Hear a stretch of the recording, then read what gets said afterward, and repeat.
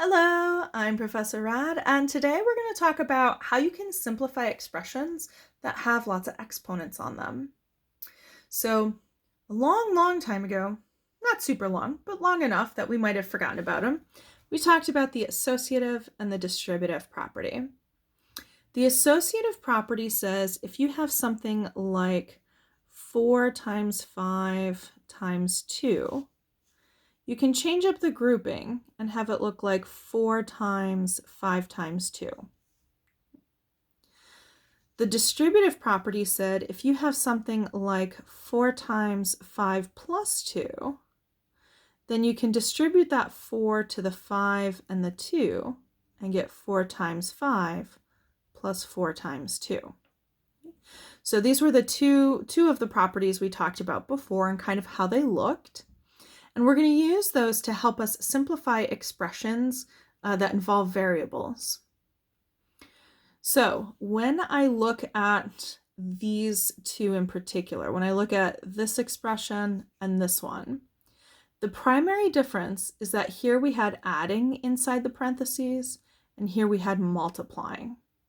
So when I go to identify whether I should use the associative or the distributive property to simplify with variables, look at the inside of the parentheses and see if you have adding or subtracting, or if you have multiplying. If you have multiplying, you're going to go with the associative. And if you have adding or subtracting, you're going to go with distributive. So for example, in this part A, when I look at the inside of the parentheses, I don't see any adding or subtracting going on. So I'm going to use the associative property to help me simplify. The way that I'm going to do that is I'm going to regroup this so that all of the coefficients, all of the numbers are together, and all of the variables are together.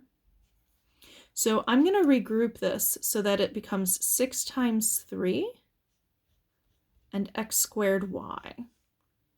So I've just changed where the parentheses are, changed up the grouping, because 6 times 3 is 18. And then I'm going to bring down the x squared y to simplify this into what looked like a term from the last video. So what I've done by the associative property, I'm allowed to regroup these things since they're all being multiplied.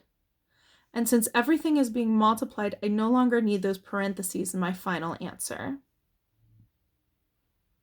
So for example, up here, I could just as easily have written this as 4 times 5 times 2.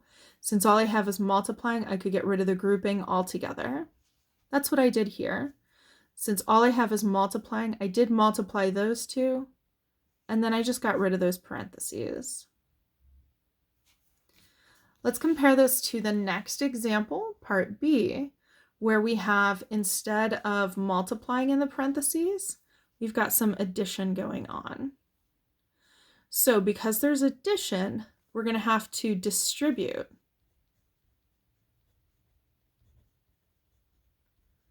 that 6 from the outside.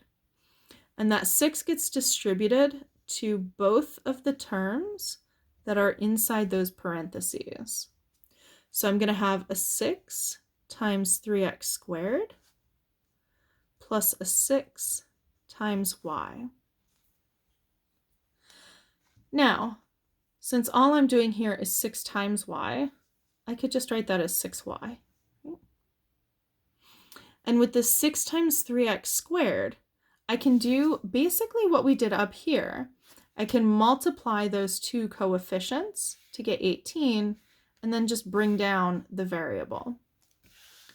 So 6 times 3 is going to be 18, and I bring down that x squared. So this one does also kind of use the associative property. I mean, not kind of, it does. It uses the associative property here.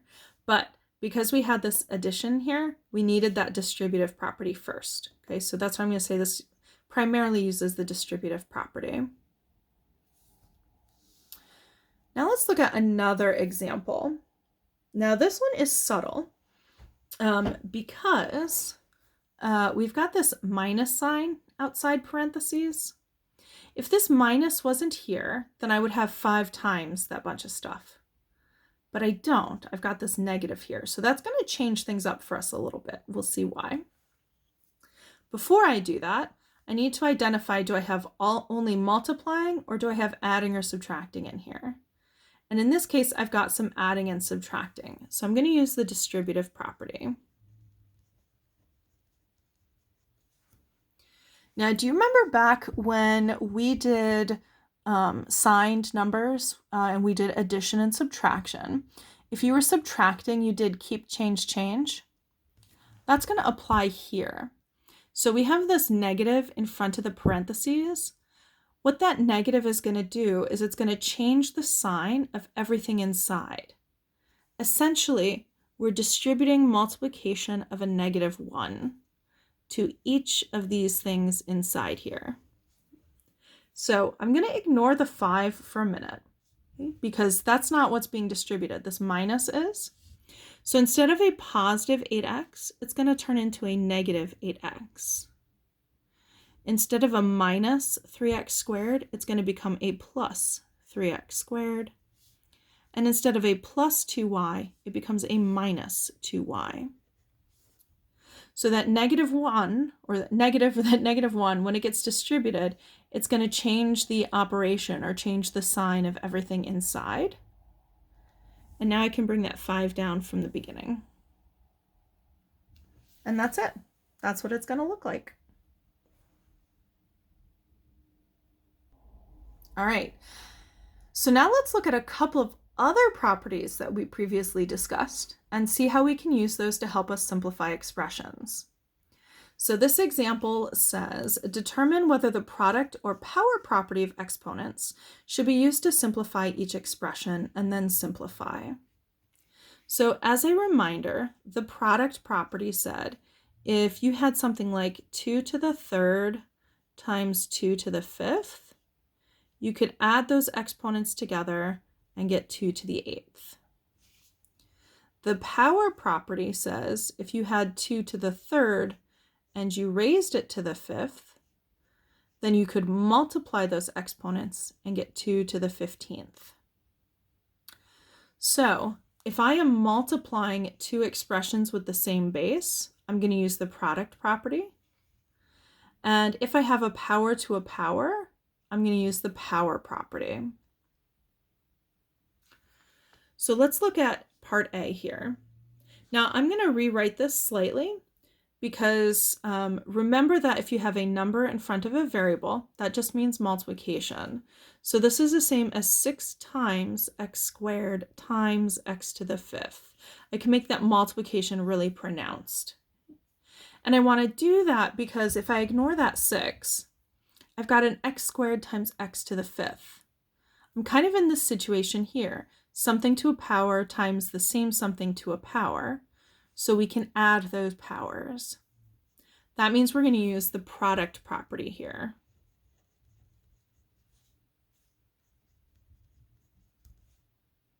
So when I multiply these, 5 plus 2 is 7. And then I can bring down that coefficient of 6. So 6x squared times x to the 5th is the same as 6x to the 7th.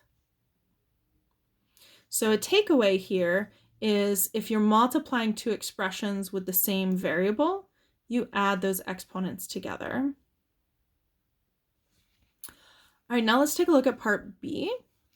We have 6 times x squared to the 5th. So again, I can pull that 6 and explicitly write it as multiplication. And nothing's going on with the 6, so again, I'm going to kind of ignore it and look at this shape here. So now I have a power being raised to a power. So that's the power property, a power raised to a power.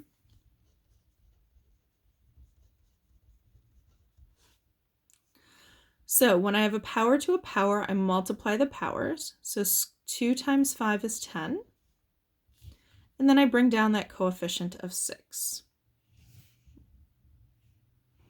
All right, we've got one more, and this one's kind of a peculiar situation. This one is ultimately going to use the power property because I see a power being raised to a power. But the difference between B and C is in B, the 6 was outside the parentheses, and in C, the 6 is inside the parentheses. What that means is that this exponent outside not only applies to the x squared, but it applies to the 6 as well. So I'm going to have to find 6 to the 5th, and then I'll have x to the 10th. X to the 10th because 2 times 5 is 10, and 6 to the 5th because that's where it gets applied to. So let's see what that is. Oof. 6 to the 5th power, 7776. Interesting number, 7776, x to the 10th. Now we haven't used this property where this exponent outside gets applied to everything inside. So let's just do a little doodle to see why we're able to do that, right? Because it's not math if we don't understand why. So this 5 on the outside means we have 5 copies of this expression. So 1, 2, 3, 4, 5, right? So the 5th means you multiply 5 of those things.